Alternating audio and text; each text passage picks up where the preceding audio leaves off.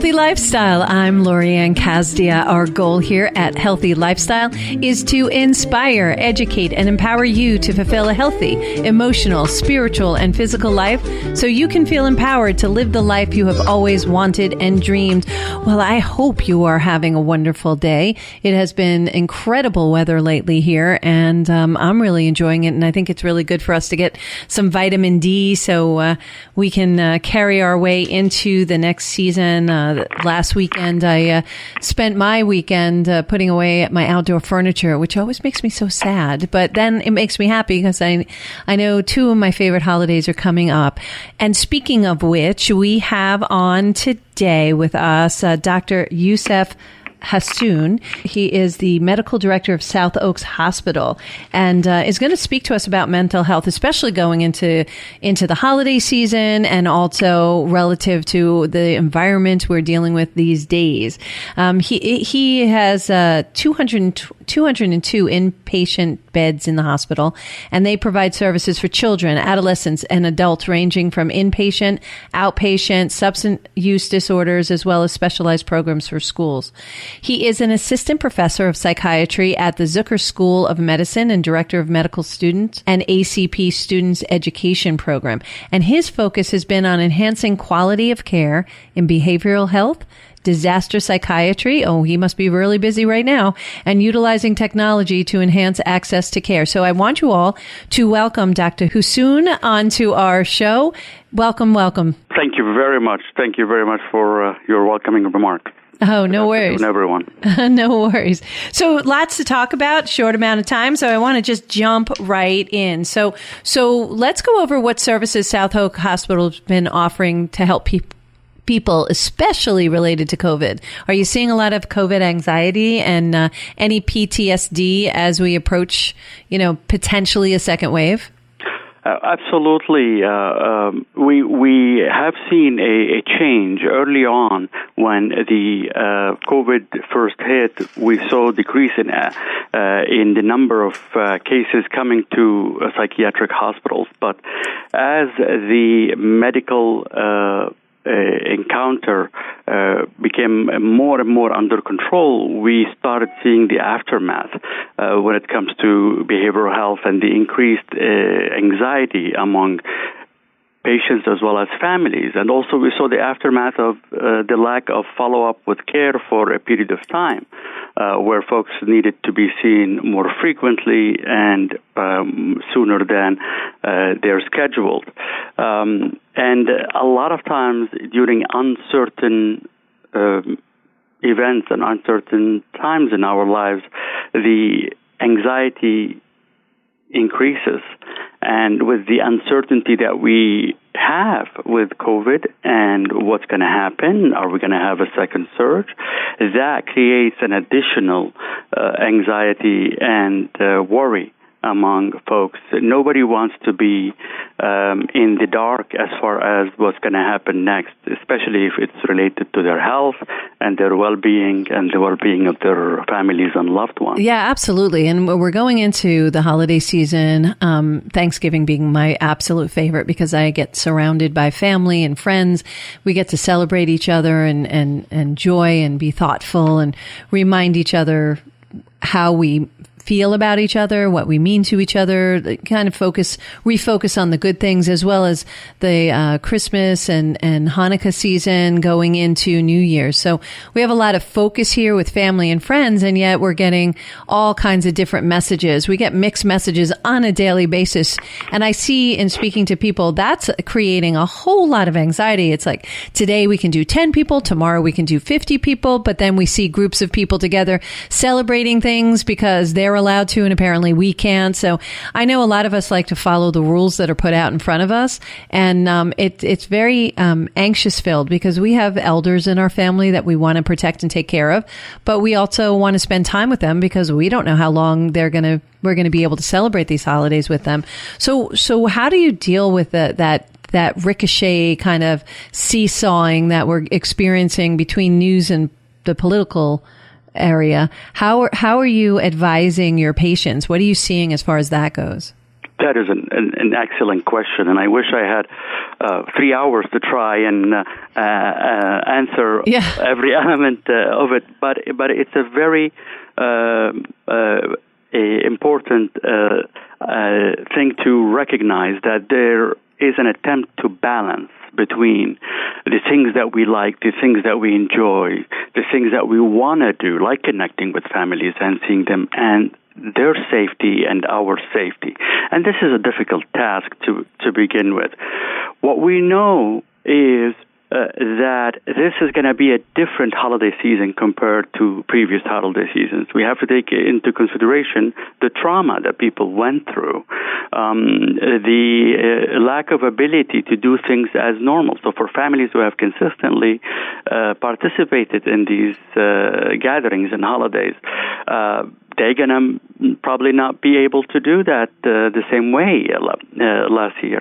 And some family members lost dear ones to them. So that will have a different meaning. It's going to be a source of remembrance. And so how do we deal with all of that in a meaningful way? That's one of the questions I have, because there are some things that are in our control and a lot of things out of our control. And shouldn't we be focused on the things in our control? Well, and that's a key point, is our ability to enhance of what we're able to do and control, especially in the time when the items that we cannot control are probably greater, and they affect every aspect of our life. We're not just talking about, every single aspect, our ability to take care of ourselves, to take care of our loved ones, to take care of our finances, to take care of our jobs and job requirements, every single aspect of that. So how do we do with these limitations? Well, you just summarized it, is that the things that we are sure of, that we are capable of doing, is to enhance and allow these to be solidified. Revisiting some of the options that we have dismissed as undoable or not satisfying, like connecting via video teleconferencing. It can be a little bit cumbersome for our parents and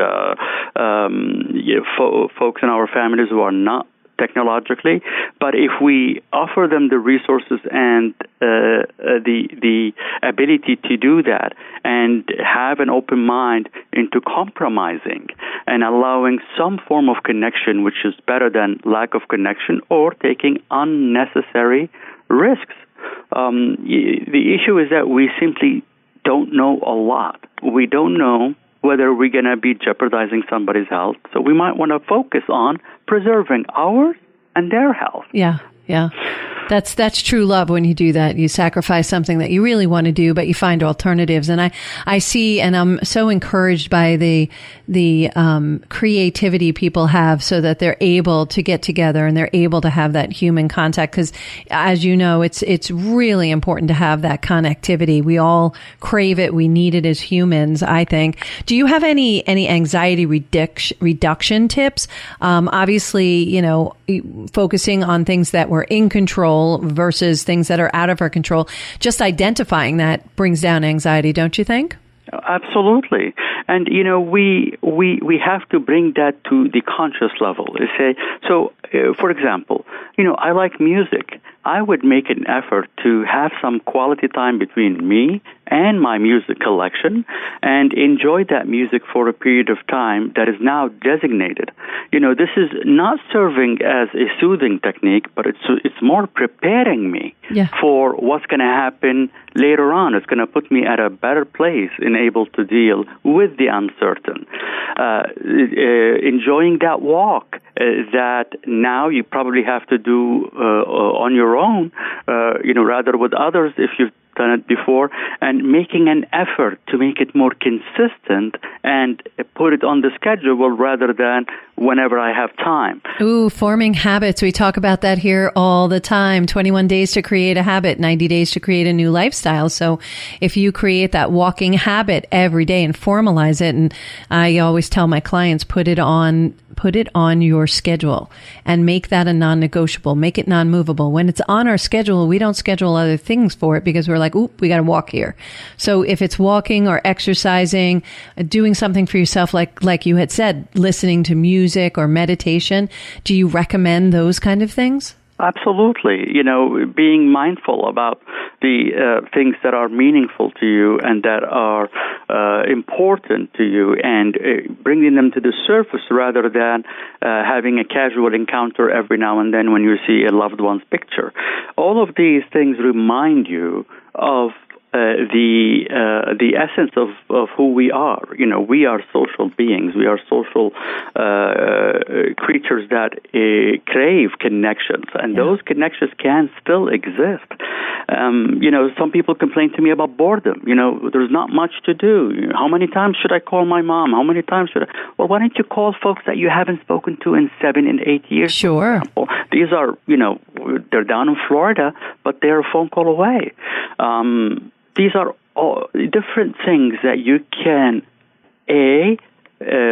create your own recovery plan, if you would. B, focus on your own resilience and ability to withstand changes and uncertainty. I mean, it's the uncertainty that making people feeling so helpless and so insecure about. Sure, and that's why I feel like it's been the American people and the people around the world potentially, but American people specifically. I feel like it's been very disrespectful to the American people because they're keeping everybody on edge, and I'm sure that they're not doing it with intention, but they're still doing it, so that's not okay.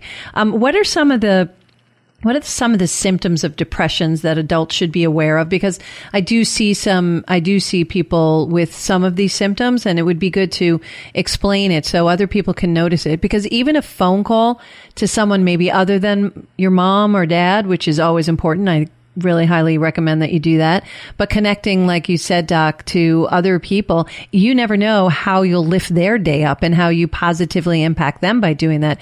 So what are some of the symptoms that people should be looking for?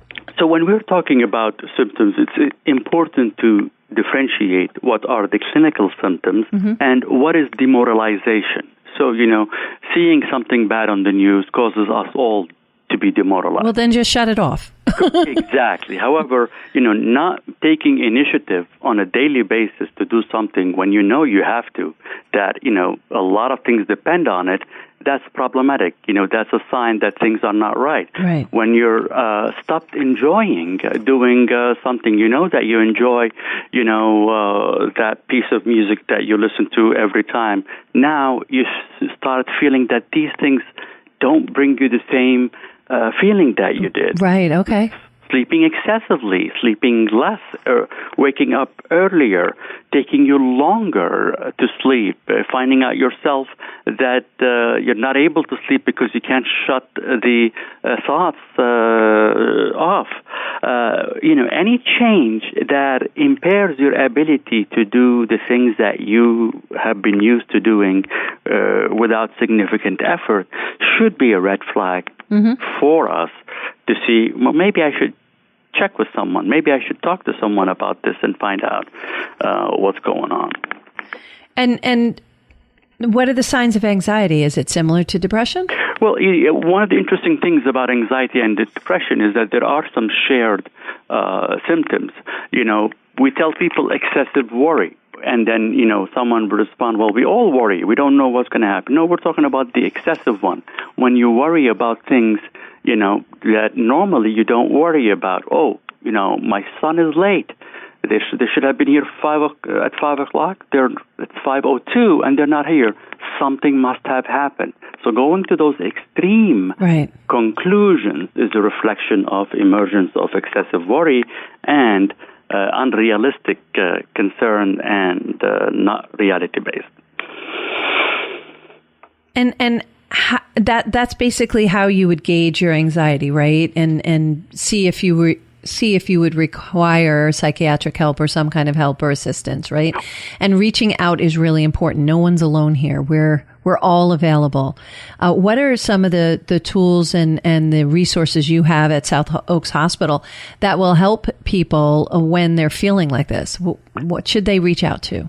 Oh, absolutely. We do have a comprehensive child and adolescent services where folks could access any of our clinicians, either for initial assessment, for an evaluation, or to see one of our psychiatrists or nurse practitioners in order to assess whether there is a need for any medication or enhanced treatment. One of the things that we are able to do here is provide services of variable intensity depending on the clinical presentation, whether they need an outpatient appointment once a month, once every few weeks versus more intense, or even an inpatient level of care. Now, with substance use on the rise, as you all know, our communities are definitely concerned about substance use, and during time of crisis, that usually increases because people are looking to quickly soothe and feel better.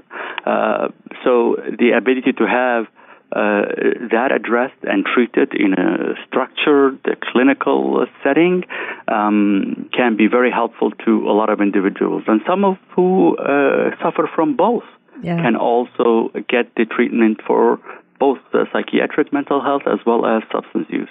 So are you noticing more cases of addiction lately, and what kind of psychiatric trends are you noticing in specifically adults? So as far as the substance use disorders, the association between substance use and psychiatric disorders is significantly high. Understood. We've always seen depression, anxiety with comorbid substance use, but compared to traditional psychotic disorders, we're probably seeing more depression compared to last year, as well as anxiety. And, understandably, the amount of stress, the amount of pressure on individuals have increased. Well, there's a lot of unknown out there. We don't know if our businesses are going to be shut down day to day. We don't know, if we're going to contract something that's going to be very serious, and we're trying to protect ourselves. We don't know if our kids are going to school or not going to school. We don't know what the political horizon looks like. It's just like one thing after another after another. I can only imagine, the anxiety level that's out there. And I tell people all the time, it's my advice and it's what I do is I just shut off the news. What's important will get to me, and the rest of the toxic stuff just stays there. It just doesn't make sense for us to continue to barrage ourselves with this kind of information. It doesn't go anywhere. It just gives us more anxiety. I actually got off a phone call a couple of weeks ago with a dear friend of mine who was just really anxiety ridden as a result of they were watching news 24/7, and they could give you a number update at all times. And there's nothing healthful about that. Is there, Doc? Absolutely not. That becomes a process of feeding the anxiety and feeding the uncertainty and feeding the neurosis, if you would, in us. And you just mentioned it earlier. There's a lot that we don't know, and unfortunately, plugging into the news is not filling that gap. On the contrary, it's widening it. Yeah. It's causing people to be polarized.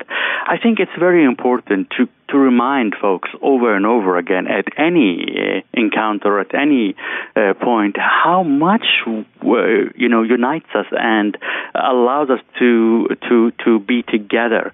Our shared experiences by far, for every aspect of our lives, are similar. Oh yes, we all have similar, even for the average American life, that as far as requirements, obligations, privileges, they are essentially the same. Yes. So this is what people fail to recognize sometimes. We have by far more stuff that unite us. Let's celebrate those. Agreed. There's a lot of joy out there, and you're right. There is a lot more that unites us. And there are people who make a living at trying to separate us and not keep us united, and that's not a good thing. So I like what you said. Find the joy, go in there and be happy. There's joy every day, and look at what's in your control, because that's the only thing we can control.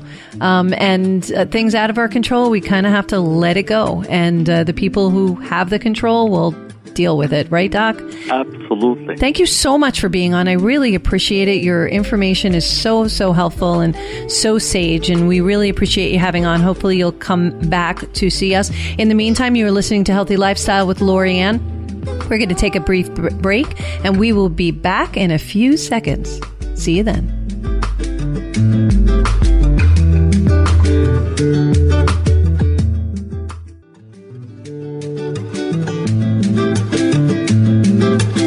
Well, welcome back to Healthy Lifestyle. I'm Lori-Ann. That was a great discussion in our first half. But if you have any questions, comments, or ideas you'd like to hear more about, please email us at healthylifestylewithla@gmail.com. And you can join us live on social media at Healthy Lifestyle with LA.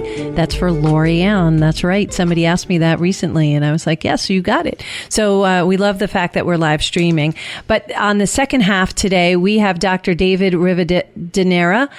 He is a professor of surgery at Hofstra University School of Medicine, currently serves as the physician-in-chief, clinical strategic initiatives, Eastern Region for Northwell Health System, and director of the Huntington Cancer Center, Huntington Hospital. He served as vice chair of surgical strategies initiatives for Northwell Health System and the director of surgical services and colorectal surgery at Huntington Hospital in Huntington. And you all know, if you've been listening to me, I have a love for Huntington Hospital because I went there and I was a candy striper when I was a teenager and loved being in that hospital and loved seeing it flourish because I grew up over in Dix Hills. So I love talking about Huntington, but welcome to the show, Doc. Well, thank you very much, Lori-Ann. It's a real pleasure to be on your show. Oh, thank you so much. So I'm going to jump in again because this is a packed day with information. But, I really, truly understand the need, the necessity, and the importance of getting colonoscopies done, endoscopies and colonoscopies, but specifically colonoscopies. I recently had mine done, and I am a real big cheerleader. Although I don't like the prep part, the actual colonoscopy is no big deal, right? Yeah, Lori-Ann, I think a lot of people have this fear about a colonoscopy being an invasive procedure. And again, it is a procedure that is invasive, but it's a fairly low-risk procedure. It's done very safely. It takes about 10 minutes to do. Most patients are sedated and not aware of what's going on during the procedure. Almost invariably, everybody will complain about the prep or the clean-out that must happen before the procedure, usually the day prior. And again, no one really likes to do that, but it's very essential that the prep be done properly so you can get very good results with the colonoscopy. If they could just get it so it didn't taste so bad, then it wouldn't be so bad. I don't get it. but again, the preps have made significant improvements over the last 10 or 15 years. Most patients don't have to drink the gallon prep anymore. We have much smaller volume preps that, again, they don't taste great, but again, I think it's an essential part of doing and having for a colonoscopy. So worth it, though. So worth it. Because the prep, if you do it right, then you have a really good result in the end, and doctors can really see what they need to see. And it's so important because if you catch anything early, like colon cancer, rectal cancer, right? It's so much better. You have a lot better chance of survival, right? Lori-Ann, it's a true lifesaver. Yeah. I mean, it is a true lifesaver. A colonoscopy, a screening colonoscopy. Again, the goal here is to pick up on polyps or growths that will happen in the colon or rectum that could develop into cancer. Right. If you catch a polyp very early and very small, it's removed during the colonoscopy, and that reduces the chance of developing colon or rectal cancer significantly. Amazing. So it's a preventative screening procedure. And people need to realize that it reduces the chance of developing colon cancer or rectal cancer significantly. So So, and again, we know that this is an extremely prevalent problem. It's the second leading, cancer, both amongst men and women. And, 250 to almost 300,000 people will succumb to colorectal cancer every year in this country. And recently in the news, you saw that a very young, very talented young actor, Chadwick Boseman, passed away of colon cancer at a very young age.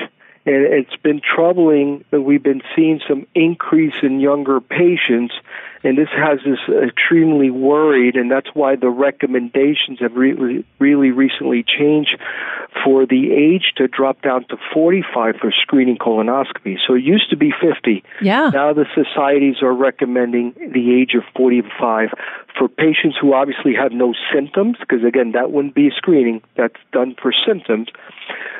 So if you're 45, you have no symptoms, you ought to have a screening colonoscopy. If you have no family history, and again, you have no symptoms, it should be at least 45 years of age. So studies have been showing younger people are getting colon and rectal cancer. Why is that? We really don't know, but we think it's a multifactorial process. There are probably multiple things at play here, including environmental, diet. Our diet has certainly worsened over the decades, meaning we're getting heavier as a society. Obesity is rampant. And we know that obesity and weight gain is linked to multiple cancers, including colon cancer. So the fact that our society has gotten heavier, I think the correlation with the increase in colorectal cancer kind of goes hand in hand. But again, there are other things. Certainly there are some genetic factors. Certain families do have an increased risk of developing colon and rectal cancer. So those patients we tend to screen at a much earlier age. Again, smoking has been linked to colon cancer. I personally think, we've seen an increase because patients and people are vaping and using this as a substitute for smoking, and we don't have any good data in regards to this, but my own gut feeling is that this is not a healthy process and it's probably going to lead to more issues down the road.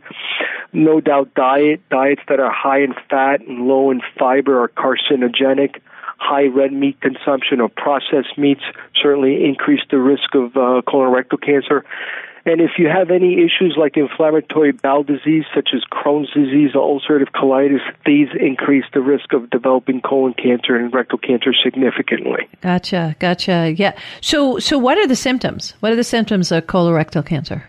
Well, if it's small enough and early, many times there's no symptoms. But in terms of what patients will usually present with, again, changes in bowel habits.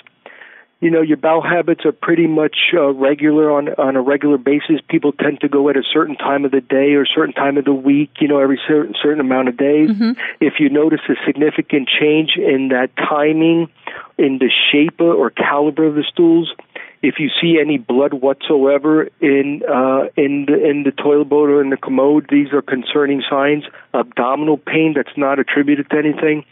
Anemia, again, if you have blood work and you're found to be anemic, this needs to be worked up because one of the major causes of anemia is loss of blood through the gastrointestinal tract, so that needs to be evaluated.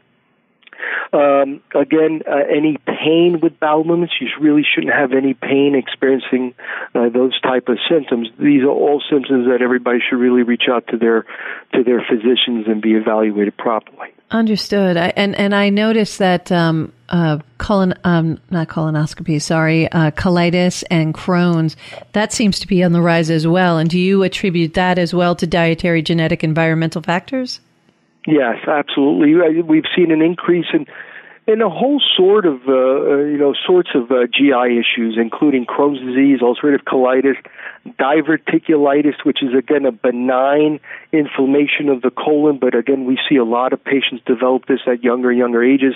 It must be attributed to our dietary changes, of processed foods, as a society at whole, we're cooking less healthy, we're taking care of ourselves less, and the body pays for that. And I think in terms of dietary, the GI tract is very sensitive to these changes, and unfortunately we are seeing an increase in GI issues, and I think it's attributed to, again, a multitude of reasons, but including poor dietary and less physical activities. Understood. And so has COVID affected the cancer care that you have? I think COVID, yes, has affected every part of our living, including how patients seek physicians. We during really the peak of COVID back in February, March, and April and May.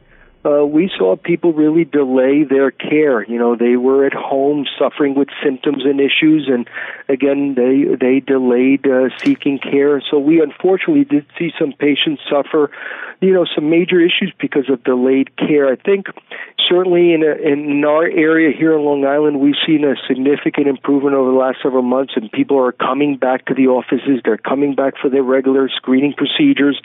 So I think we're getting back on track. Again, what will happen over the next several months, no one's really clear yet. But again, we have started to see, normal returning, patients for their normal screening procedures, and that's something that we encourage, obviously. When do people typically need to get a colonoscopy? And I understand, their previous fear, and they should just go in, like you were saying. We encourage everybody, if you're not feeling well, go get care. You will be taken really well care of. I know Northwell Health System has put in a lot of regulatory and administrative functions that allows you to stay safe, as well as the staff staying safe. So please don't suffer at home. Come in, talk to your doctors. They're really very helpful and forthcoming. So again, when should people typically get a colonoscopy? Again, the recommendation now is at the age of 45. Mm-hmm. If there are no symptoms, obviously. So again, if you're having any of those changes in bowel habits, bleeding, anemia, different differences or anything you've noticed, in regards to your GI tract, that doesn't qualify. You seek immediate care immediately in regards to that. But if you're 45, you're not having any issues, you should seek, consultation for screening colonoscopy. If you should have a colonoscopy sooner. If you have any family history of colorectal cancer in first-degree relatives, we usually say you ought to have it at least 10 years prior to whomever was diagnosed in the family. So, say, if you had a sibling or a parent at the age of 50 develop colon cancer, then really you should get your screening done at 40.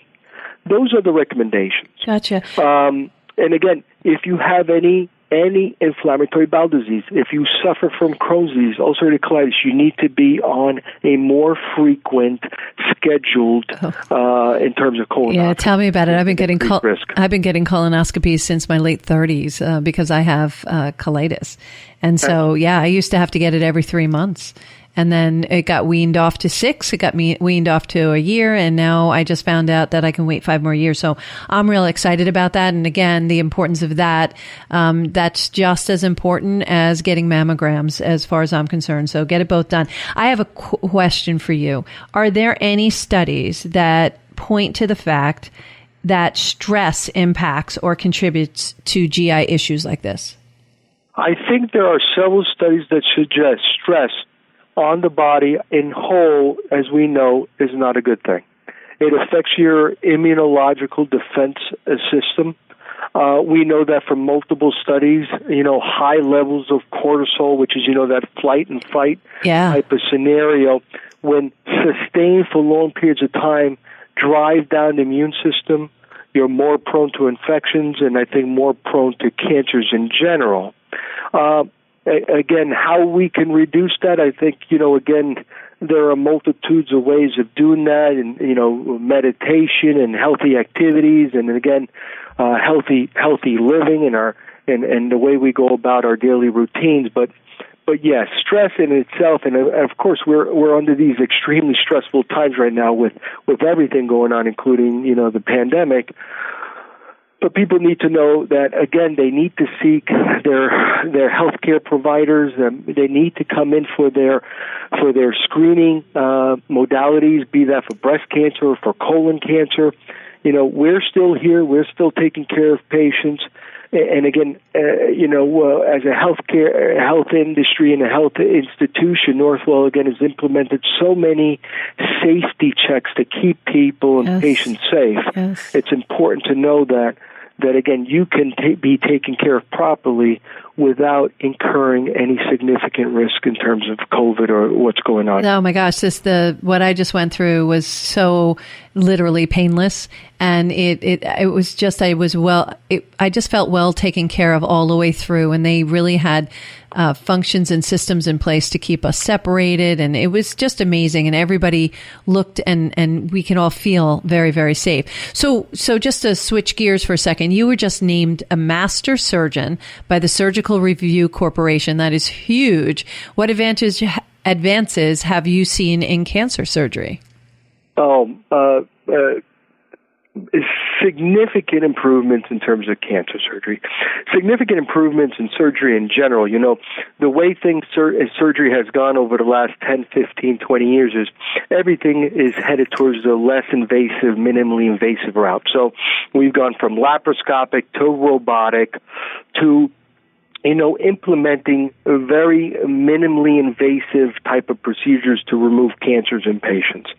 And again, compared to the operations that we used to do 20, 25 years ago, these procedures are much less invasive, less trauma to the body, which usually means less pain, which usually means that you're really disrupting at a minimum, the immune system, which, we need that to really promote good healing and good outcomes for patients. So we've made tremendous strides in cancer surgery, but in surgery in general with less invasive procedures. And say at Huntington Hospital, we're blessed and very fortunate to have 2 Da Vinci robots, for a community hospital to have two Da Vinci robots is unheard of. And again, we provide minimally invasive robotic procedures for colorectal, but for gynecological, for thoracic, for urological, for neurosurgical. So all the specialties that you would think of in terms of cancer, we provide a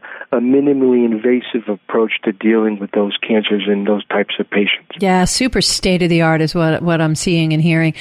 You are in charge of the Northwell Health Cancer Institute at Huntington, right? And it's starting a breast cancer genetic risk assessment program. Can you tell us more about that?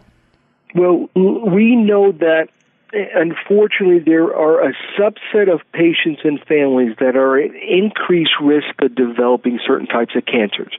Probably the most well-studied and mostly heard of is breast cancer. We know through many years that the patients that have a BRCA, a BRCA abnormality in their genes have a significant increase of developing breast cancer. And so at Northwell, and particularly at the Huntington Cancer Institute, we have a dedicated team, a multidisciplinary team of experts dealing with all aspects of cancer, and we know that genetics play a significant role. Mm-hmm. So we've dedicated a significant amount of resources and funding to recruit really world-famous geneticists. One is the head person is Dr. Noah Koff, who is a world-renowned genetics expert. And he's really recruited a phenomenal team of just genetic experts to provide state-of-the-art genetic counseling for all types of cancer, including breast, but also colon and rectal. And there are certain, in the news recently, pancreatic cancer has played a role with the recent passing of Alex Trebek. There are certain families that have pancreatic predictions or predilections to pancreatic cancer, and that's a genetic problem in certain families. So we know that genes, which, again, can play a significant role in a multitude of cancers. And so at Huntington and at the Huntington Cancer Center, we're really focusing on again, like I said, a multidisciplinary approach, including surgery, including oncology, but also including radiation oncology, including nutrition, and also combining this with the genetics aspects, I think makes us, just state-of-the-art. And very, very holistic. What do you hope the Huntington Cancer Center becomes in 5 years? I think it will become the leader in terms of cancer care for patients not just in the Huntington area, but actually for the entire Suffolk County and for that area of Nassau that borders Suffolk. I think we will become known as the major cancer center in Suffolk. And look, there's some wonderful institutions in the New York and tri-state area, but really, when you have a patient that lives in Suffolk, for them to travel 2 hours on the LIE to get somewhere, you can have that wonderful care, but that's a terrible experience for the family and for the patient. Talk about stress. That's stress, and that's the last thing that a cancer patient and their family needs is additional stress of how to get there, how are they going to coordinate the care, how, the logistics of things. So our goal is to build the premier cancer center in Suffolk County that anybody and everybody will have access to. And that means the community of Huntington, but everyone throughout Suffolk County. Excellent. I love that. So in the last few moments, give us some best practices and advice for our listeners. I think, look, your show is dedicated to healthy lifestyle. Absolutely. I think that's the most important, right? I think we need to treat our bodies better. Yes. We need to eat a healthy, well-balanced diet. We need to eat a diet that's high in fiber and low in red meat. I mean, really, the processed foods, we need to be done with that. That shouldn't be part of our normal diet.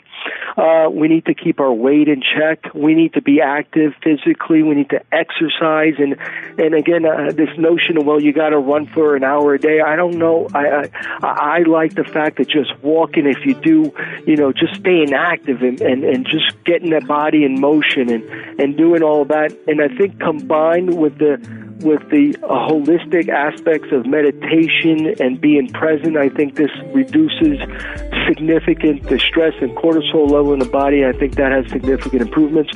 I think obviously going for your routine screening, testing, and that includes, again, colonoscopies. This is extremely important because to catch something at its infancy, when you have a little tiny polyp and have that removed in a colonoscopy, trust me, that is much easier and much better than dealing with the ramifications of a cancer that requires surgery and possible chemotherapy or possible radiation treatment. So preventative is always best. Thank you so much, Dr. David Rivadeneira. Thank you so much. That was such wisdom, and I hope all our listeners took note of that. So take care of yourself, and you got to eat better. I need you to shop on the outside of the shopping centers or the food stores, because that's where all the good food is. Thank you all for joining us today on Healthy Lifestyle. My heart is so lifted by sharing this time with you. I know time is limited, and your time with us is your gift to us, and we appreciate you for that. We're here to help serve one another, so please take a moment, step out of your day, and do a little something for someone else. And thank you again for joining us on Healthy Lifestyle. I am Lorianne Casdia. Until next time, play a higher role, serve a higher purpose, show up for you, and show up big.